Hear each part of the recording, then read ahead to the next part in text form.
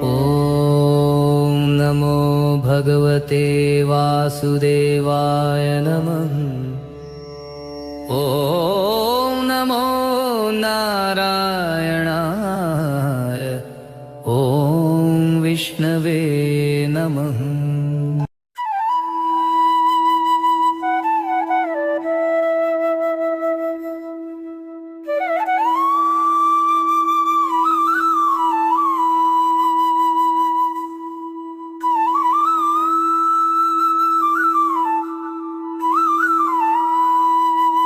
जय श्री सत्यनारायण भगवान। आज हम श्रद्धा और भक्ति के साथ श्री सत्यनारायण भगवान की पावन कथा का श्रवण करेंगे। परंपरा में माना जाता है कि जो भक्त सच्चे मन से कथा सुनता है, भगवान उसके जीवन में सद्बुद्धि, संतोष और मंगल का आशीर्वाद देते हैं। विशेष रूप से पुरुषोत्तम मास भगवान विष्णु को समर्पित माना जाता है। इस मास की पूर्णिमा के दिन सत्यनारायण भगवान की कथा और पूजा का विशेष महत्व माना जाता है। तो आइए श्रद्धा से कथा प्रारंभ करें। कथा का महात्म्य। एक समय देवर्षि नारद जी लोकों में भ्रमण कर रहे थे। पृथ्वी पर उन्होंने देखा कि लोग अनेक प्रकार के दुखों से घिरे हैं। कोई धन के अभाव में दुखी था, कोई परिवार की चिंता में, कोई रोग से और कोई मन की अशांति से। नारद जी को सबका दुख देखकर करुणा आई। वे भगवान विष्णु के धाम पहुंचे और विनम्रता से बोले, हे प्रभु, कलयुग में मनुष्य दुखी है। ऐसा कौन सा सरल उपाय है जिससे सामान्य लोग भी सुख और शांति पा सकें? भगवान विष्णु मुस्कुराए और बोले, हे नारद, जो मनुष्य श्रद्धा और सत्य भाव से श्री सत्यनारायण भगवान का व्रत करेगा, कथा सुनेगा और प्रसाद बांटेगा, उसके जीवन में मंगल होगा। नारद जी ने यह उपाय लोकों में फैलाया। प्रथम अध्याय। गरीब ब्राह्मण। काशी नगरी में एक गरीब ब्राह्मण रहता था। वह बहुत धर्मात्मा था, लेकिन जीवन में अभाव था। प्रतिदिन भिक्षा मांगता और किसी प्रकार अपना जीवन चलाता। एक दिन वह बहुत दुखी होकर बैठा था। तभी एक वृद्ध ब्राह्मण उसके पास आए। उन्होंने पूछा, वत्स, इतने चिंतित क्यों हो? ब्राह्मण बोला, जीवन में बहुत कष्ट है। वृद्ध बोले, यदि तुम सत्यनारायण भगवान का व्रत और कथा करोगे तो तुम्हारे जीवन में परिवर्तन आएगा। इतना कहकर वे अदृश्य हो गए। ब्राह्मण समझ गया कि यह कोई साधारण व्यक्ति नहीं थे। अगले दिन उसने जो भी थोड़ा धन मिला उससे फल और प्रसाद लेकर पूजा की।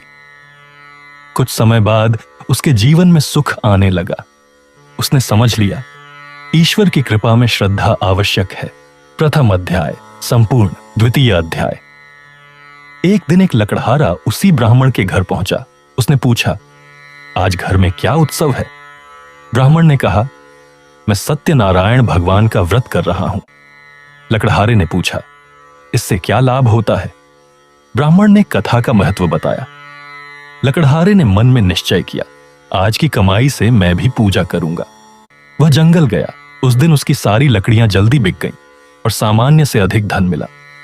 वह प्रसन्न होकर घर लौटा। उसने पूजा की, कथा सुनी और प्रसाद बांटा। धीरे धीरे उसके घर में सुख और संतोष आने लगा। द्वितीय अध्याय संपूर्ण। तृतीय अध्याय।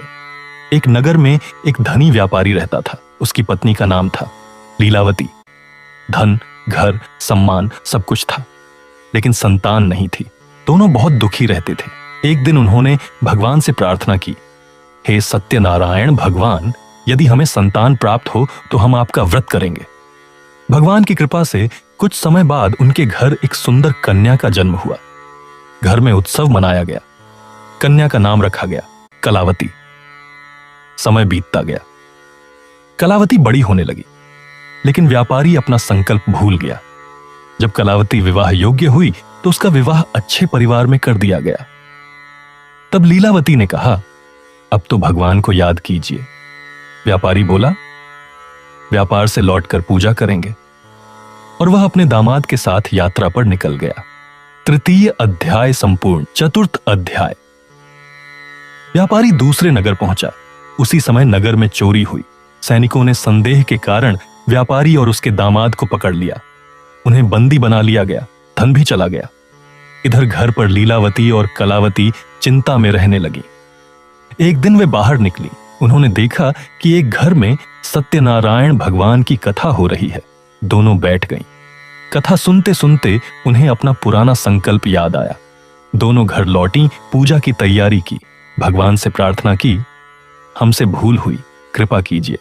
उधर उसी रात राजा को स्वप्न हुआ, जिन्हें बंदी बनाया है वे निर्दोष हैं। सुबह राजा ने उन्हें मुक्त किया, धन वापस दिया, सम्मान पूर्वक विदा किया। व्यापारी को अपनी भूल समझ आ गई। चतुर्थ अध्याय संपूर्ण। पंचम अध्याय। व्यापारी और उसका दामाद घर लौट रहे थे। घर में सत्यनारायण भगवान की पूजा हुई। जब कलावती को समाचार मिला पिताजी लौट आए तो वह बहुत प्रसन्न हो गई। वह जल्दी में पूजा का प्रसाद लिए बिना ही मिलने चल पड़ी। कथा में वर्णन आता है कि इसके बाद मार्ग में बाधा आई और परिवार चिंतित हो गया। तब उसे अपनी भूल समझ आई। वह वापस आई, भगवान से क्षमा मांगी, श्रद्धा से प्रसाद ग्रहण किया, फिर वापस गई। इसके बाद सब शुभ हो गया। व्यापारी परिवार ने नियमित रूप से सत्यनारायण भगवान की पूजा करनी शुरू की। वे सुखपूर्वक जीवन बिताने लगे। पंचम अध्याय संपूर्ण। कथा का संदेश। सुख मिलने पर ईश्वर को न भूलें। संकल्प करें तो निभाने का प्रयास करें। प्रसाद और पूजा का आदर करें। श्रद्धा और विनम्रता को महत्व दें। बोलो सत्यनारायण भगवान की जय।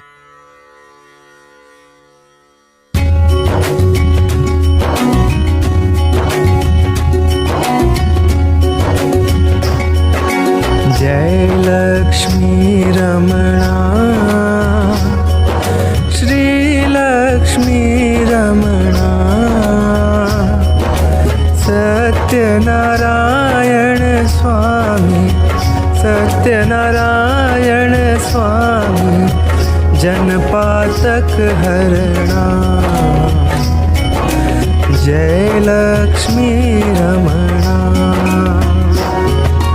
रत्न जटित सिंहासन अद्भुत छवि राजे, नारद करत निराजन, नारद करत निराजन, घंटा ध्वनि बाजे।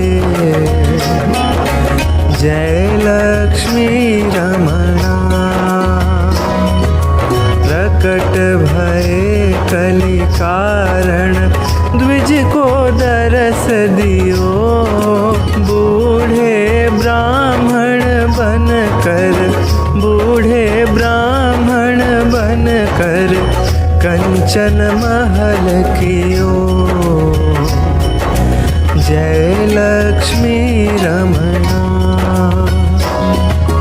दुर्बल भील कठारो, जिन पर कृपा करी, चंद्रचूड़ एक राजा, चंद्रचूड़ एक राजा, जिनकी विपत्ति हरी। जय लक्ष्मी रमणा। वैश्य मनोरथ पायो, श्रद्धा तज दीन्ही, सो फल भोग्यो प्रभु जी, सो फल भोग्यो प्रभु जी, फिर स्तुति कीन्ही। जय लक्ष्मी रमणा। भाव भक्ति के कारण छिन छिन रूप धर्यो, श्रद्धा धारण कीनी, श्रद्धा धारण कीनी, तिनको काज सर्यो। जय लक्ष्मी रमणा। ग्वाल बाल संग राजा, वन में भक्ति करी, मन वांछित फल दीन्हो, मन वांछित फल दीन्हो, दीन दयालु हरि। जय लक्ष्मी रमणा। चढ़त प्रसाद सवायो, कदली फल मेवा, से, धूप दीप तुलसी से, राजी सत्य देवा। जय लक्ष्मी रमणा। लक्ष्मी नारायण की आरती जो कोई नर गावे, तन मन सुख संपत्ति मन, तन मन सुख संपत्ति मन, वांछित फल पावे। जय लक्ष्मी रमणा। बोलो सत्यनारायण भगवान की जय।